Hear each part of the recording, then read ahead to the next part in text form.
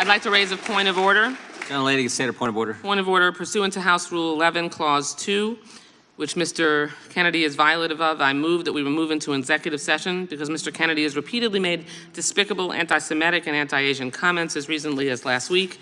Rule 11, Clause 2 says, whenever it is asserted by a member of the committee that the evidence or testimony at a hearing may tend to defame, degrade, or incriminate any person, or it is asserted by a witness that the evidence or testimony that the witness would give at a hearing may tend to defame, degrade, or incriminate the witness, and it goes on.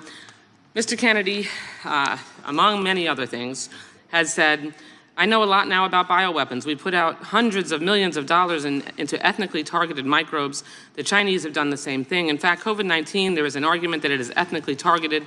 COVID-19 attacks certain races disproportionately. The races that are most immune to COVID-19 are... Lady making a motion or a speech? I've made a motion to move into executive session because Mr. Kennedy's testimony... Mr. Chairman, I move to table the motion. The gentleman from Kentucky has moved to table. Mr. Chairman, I ask for a roll call vote on the motion to table. Well, let me ask the question. The question is on the motion to table. The gentlelady has asked for a roll call vote. The clerk will have to step back for a second. The clerk will have to come in. We'll call the roll on the motion to table, and then we can get back to testimony. I think the witnesses can sit in the chairs sitting behind. I'll leave that up to the clerks. If the clerks are comfortable with that,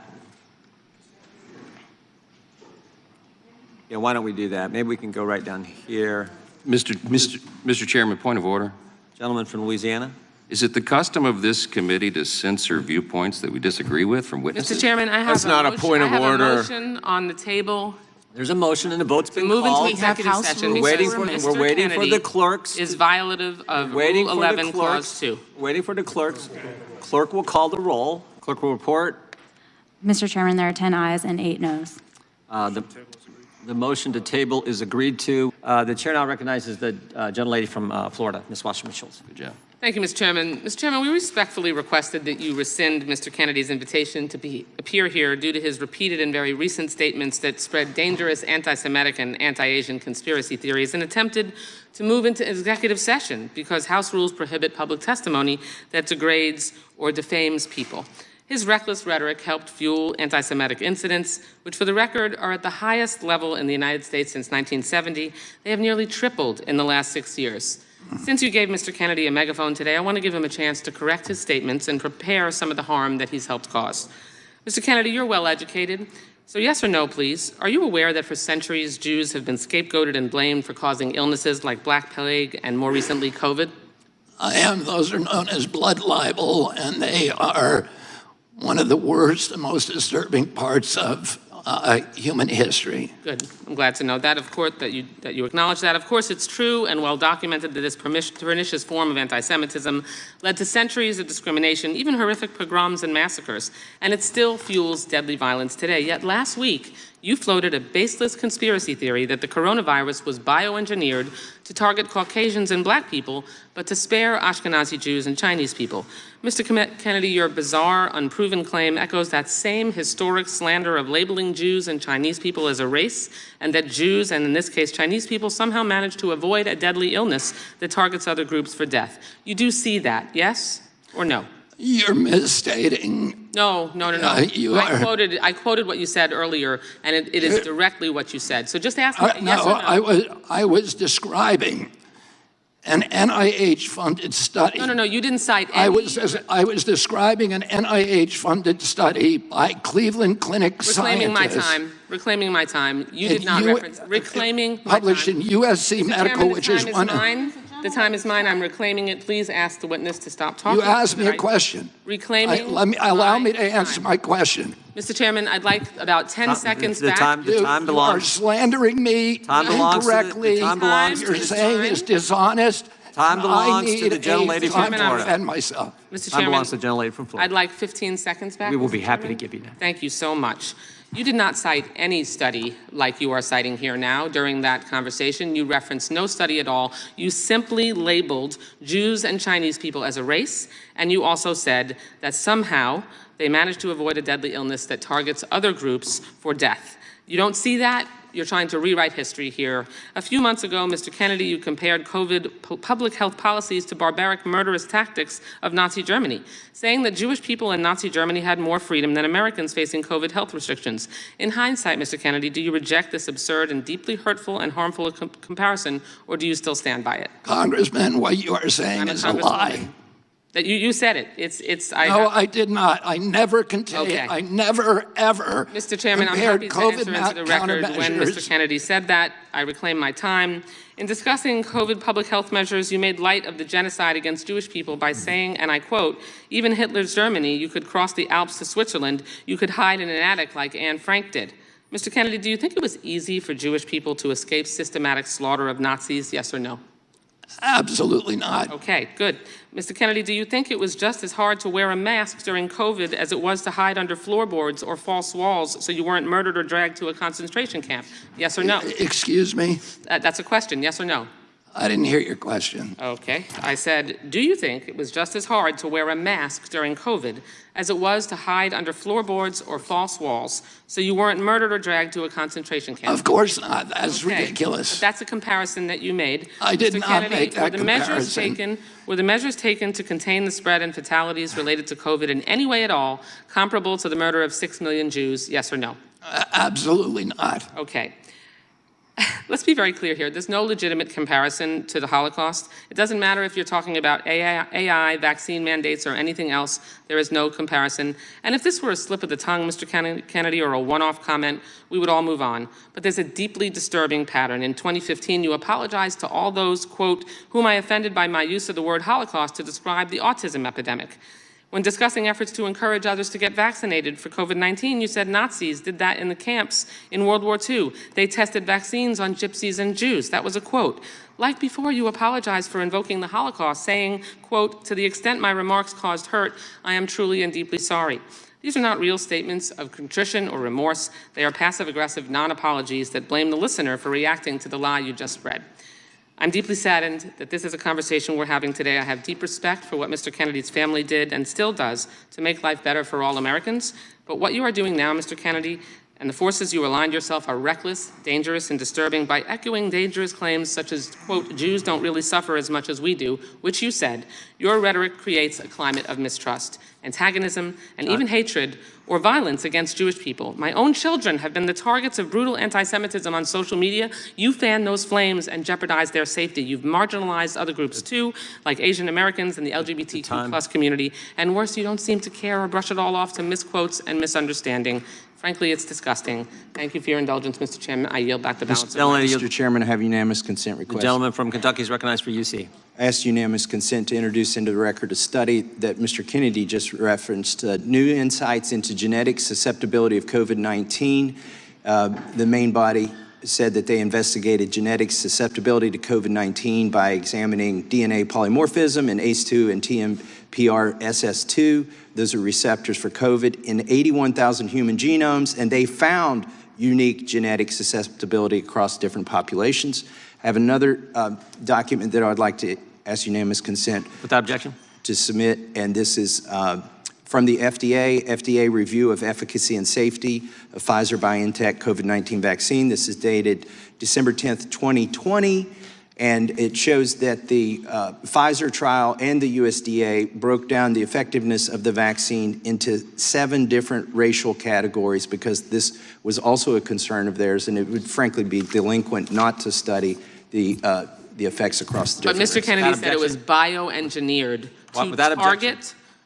What I would say is that the founders of and the framers of our Constitution knew that democracy was a very inefficient system, that it had all of these built-in inefficiencies and difficulties.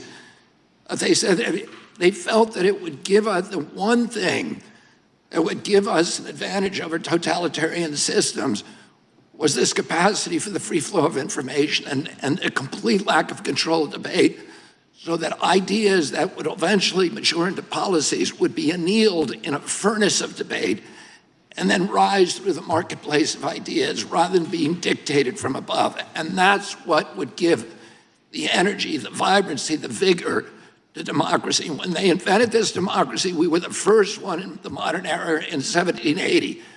By 1865, 5 other nations had imitated us. Today, it's 190 nations based upon our system. We are supposed to be the exemplary democracy, and the corner foundation stone of our system is freedom of speech. All of the other freedoms depend on it. If we lose that, not only do we lose our democracy in this country, but the entire world loses us as an example. Exactly. I couldn't have said it better. Now I recognize the gentleman from Kentucky. Mr. Chairman, I have a unanimous consent request. Gentleman, state a request. Ask for unanimous consent to enter the record an article by the New York Times on July the 20th, 2023. New York Post published Hunter Biden report amid newsroom doubts. Ask for unanimous consent. Without objection. Thank you. Some things amaze me. The gentleman from Kentucky is recognized, and this will be our last line of questioning. One of the immutable and undeniable tenets of immunology is natural immunity. But for 2 years, it was denied. It wasn't even just denied, it was censored. Mr. Saar, I noticed in the court ruling, in the case that you worked on, that they said that, the court said that Facebook reported to the White House that it labeled and demoted posts suggesting natural immunity to a COVID-19 infection is superior to vaccine immunity. Is that true? Was that kind of censorship going on? Yes, that kind of censorship was going on, and there were direct communications between the platforms and federal officials about natural immunity specifically that I think you've correctly quoted. And thanks to the Twitter files, we found out that the former FDA director who was on the board of Pfizer, Dr. Scott Gottlieb, wrote on August 27th, 2021 to Twitter executive Todd O'Boyle, who, by the way, was kind of one of the go-to people for the White House also to coordinate with when they wanted something suppressed, requested Twitter take action against a post about natural immunity. You know what's amazing to me is Scott Gottlieb, who works for Pfizer, who's a former FDA director, went to Twitter the day I got censored on natural immunity, my post, a congressional post. Now, the other side said, well, your tweet's still up, your post is still up. What do you mean you're getting censored? What they did is they labeled it and they denied anybody's ability to actually comment on it, and they deboosted it. So I simply said natural immunity is better than vaccine immunity. We had studies showing that. They took it, they censored it. So the next day I tried it again with a reference to Bloomberg, hardly a right-wing outlet or conspiracy generator, and they censored that one as well. This is astounding to me. Mr. Kennedy, can you talk about the censorship, the effort of the White House and pharma to suppress the acknowledgement of natural immunity and why they might have been doing that?